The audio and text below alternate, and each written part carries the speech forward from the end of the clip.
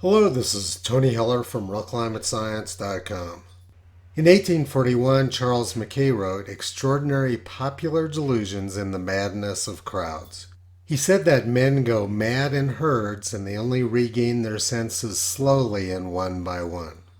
Joe Biden recently tweeted, "Our climate bill wasn't just the most significant investment to fight climate change ever, it will also create millions of new jobs in the green energy economy. We're proving that good climate policy is good economic policy." The cost of his climate bill was advertised at $385 billion, but now it's over $1 trillion. 15 years ago, Barack Obama and Joe Biden advertised their $150 billion green energy bill as creating 5 million new jobs. And out of the 5 million jobs which Biden promised, he actually delivered less than 5,000. Additionally, essentially all of the green energy companies which Biden and Obama created failed. Democrats and the press hid this information from the public ahead of the 2010 midterm elections because they were afraid that Democrats would lose control of Congress. 6 months before the midterm elections, Obama visited Solyndra's California plant to praise its success, even though outside auditors had questioned whether the operation might collapse in debt. And Joe Biden's trillion-dollar scam is already collapsing, with Silicon Valley Bank, the number one funder of green energy companies, going out of business.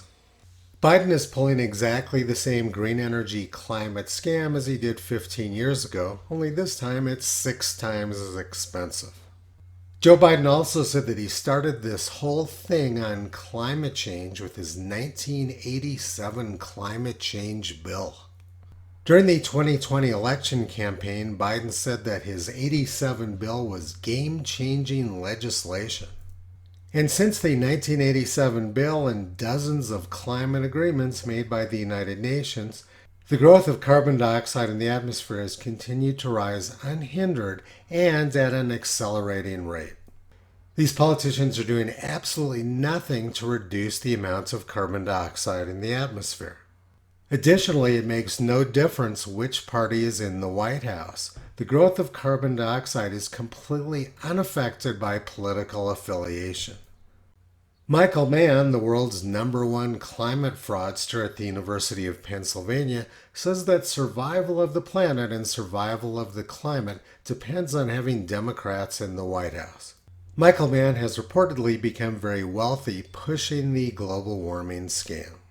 Salon magazine has made a prophecy.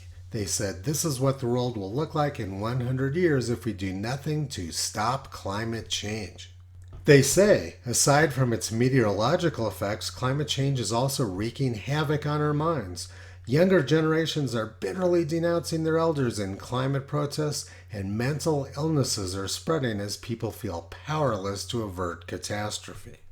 But it's not climate change that's causing the mental illness among young people.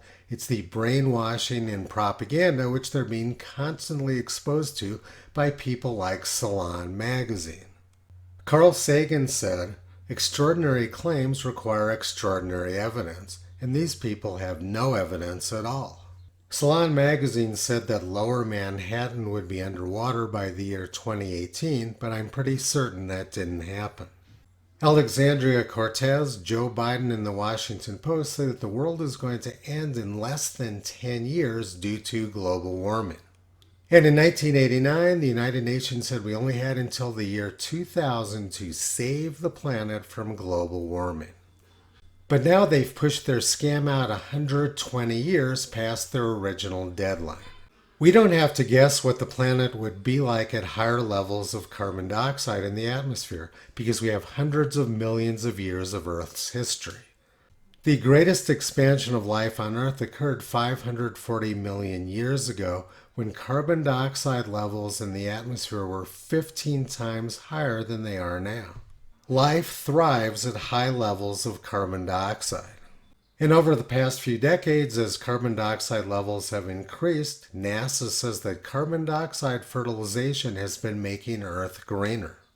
There isn't one shred of scientific or economic evidence to support Joe Biden's lies. Reality is the exact opposite of what Joe Biden says he's doing. The current delusion about climate has been engineered by politicians and the press, which makes me wonder if this is something new, or is that the way it's always been with popular delusions and the madness of crowds? Perhaps this is what government has always wanted. Toto's been pulling back the curtain on the climate scam for 15 years. You can visit him, Kyrie Caesar, Toki Upala, and the 4 new puppies on the web at realclimatescience.com.